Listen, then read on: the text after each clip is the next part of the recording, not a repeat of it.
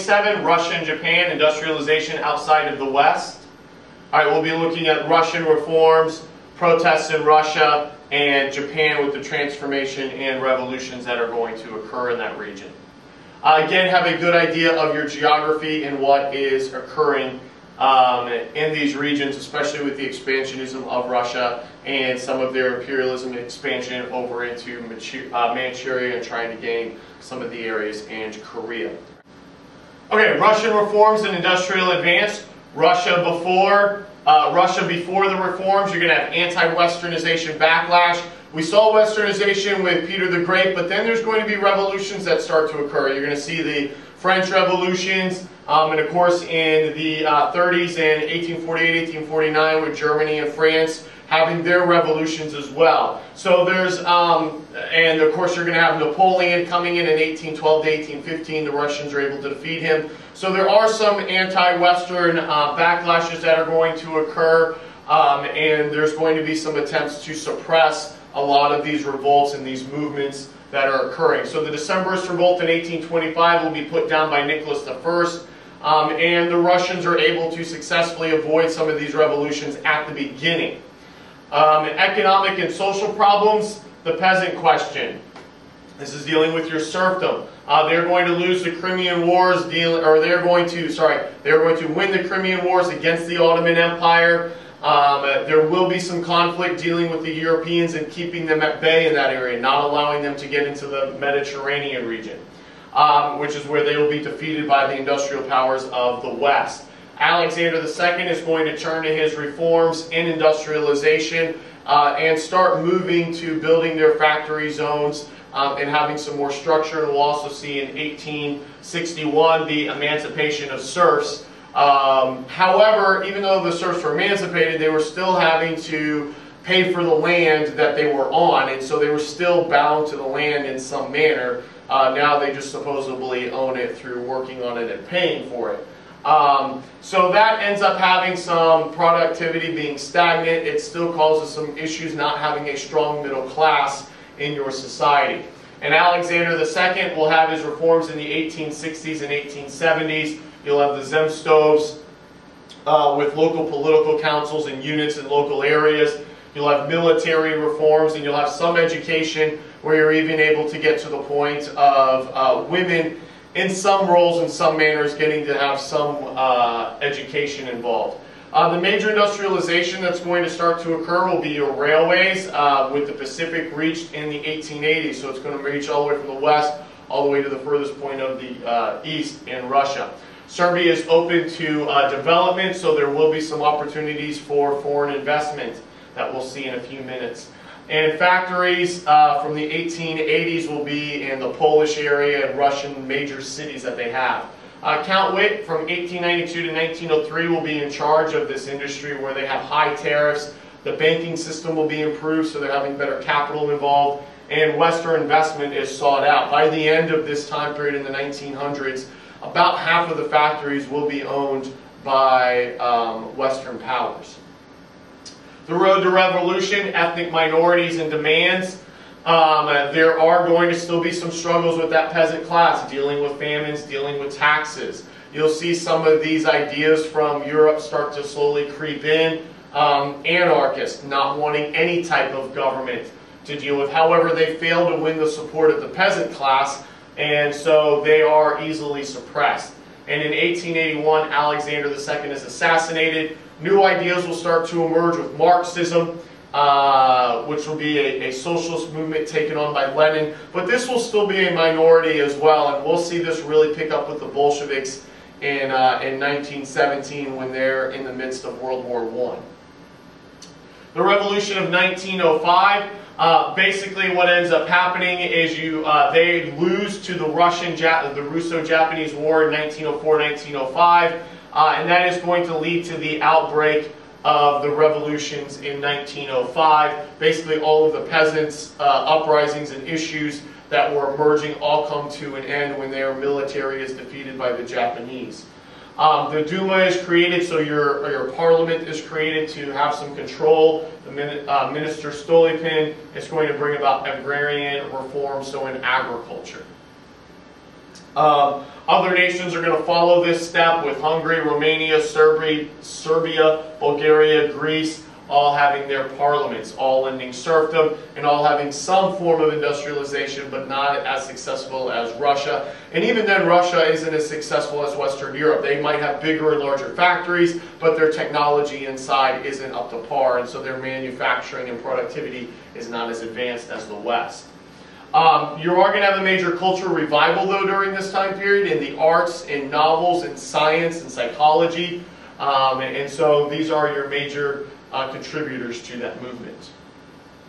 All right, and now we will look at... Okay, looking at Japan now, the final decades of the shogunate. And they're going to... the shogunate will have alliances with the daimyos and the samurai. And culture under the Tokugawa was thriving. Neo-Confucianism was your standard, and you had a variety of schools during this time period. You're also going to see some Dutch studies come about and some new interests moving in that are going to start to creep in and change Japan. And we'll see some forced opening with trade from Western Europe as well, and Japan is really going to start to evolve during this time period. So in the 1850s, you're going to have economic a slowing period of the economy, and you're going to have rural riots with peasants, and during that time period, your rebellions from famines and taxes and needing more land. And so challenges are going to come in. You're going to have the commander, Matthew Perry, from the United States come in 1853 and open up the Japanese ports by force.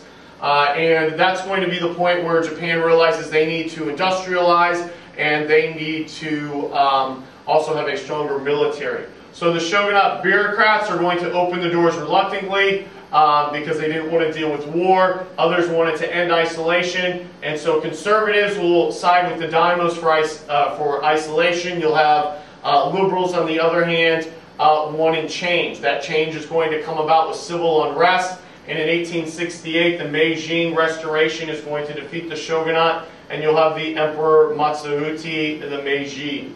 All right, and this will be your Meiji period. Here are some major dates with their industrialization and their process of becoming more industrialized and improving their areas. This is also going to include their imperialism with the annex of Korea as well, and the Russo-Japanese War gaining lands in Manchuria, the Sino-Japanese War gaining some lands in China as well. So this would be an important timeline to look at, help you with the CCOT as well. Here's the first banking system, one of the major reforms that was occurring. They were needing capital. And so the government's going to kind of step in, help with the improvement of the banking, and help with the technology. We'll even go as far as having model factories that we'll see here in a second. Here's the areas taking over these regions with the territories that they are going to gain. Here are your major factory areas, your Zambetsu, which are your factory districts that are occurring, where you're having large industry in those areas.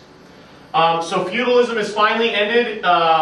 Appointed prefects from 1871, you'll have the state expanded. The samurai officials will be sent to the United States. And eventually they're going to kind of lose their class. They will no longer have their pension plans, their payments. And so this is going to create some problems for them to where they are going to have to deal with poverty. And so some of them take advantage of going to the United States and other European powers and becoming educated. Some of them are going to take advantage of starting or becoming entrepreneurs and starting their own businesses like Mitsubishi, which of course is a huge company today. And some of them will get involved in politics. So political reorganization, you'll have a new constitution in 1889. You'll have the House of Peers and Diet and Lower House, so kind of a similar parliament here occurring. Japan's Industrial Revolution, westernization in other areas such as the military, the banks that I just mentioned. They'll establish railways and steamships for communication and transportation. Tariffs and guilds will be removed. This is important to help spur on the economy. Ministry of Industry is formed in 1870. That's what I just mentioned with helping with the banking and the capital and also your new technology, where people didn't understand it, so they built model factories where you could go get training. So it was more like a factory school. And your Zambetsu, which I had just mentioned in the 1890s, was your industrial combines. Population is going to increase in Japan.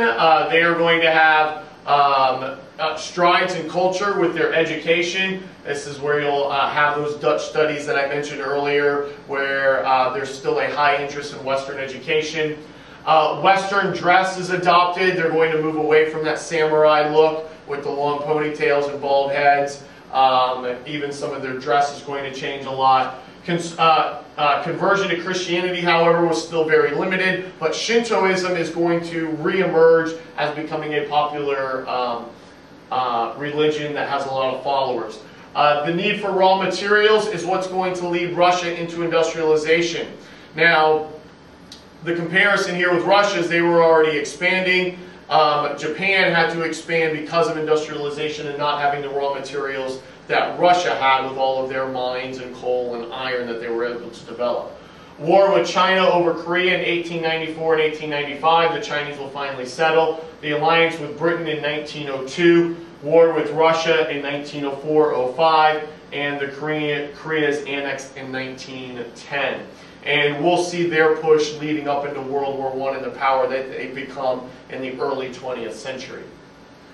Here's the Russo-Japanese War and the major events that occur in that for you. And here's the treaty between Japan and China. And final thoughts, your intergenerational debate with this industrialization and this prosperity that was coming, so did a lot of cultural issues with how much westernization to accept, and the divorce rate is going to increase because of these pressures. And so there's going to be a push for nationalism and loyalty that's put in there. They saw the difference of what happened to Russia, and they wanted to make sure they had their loyalty, and so there'll be an emperor worship, which we're going to see that leading all the way up into World War II. And that will conclude chapter 27.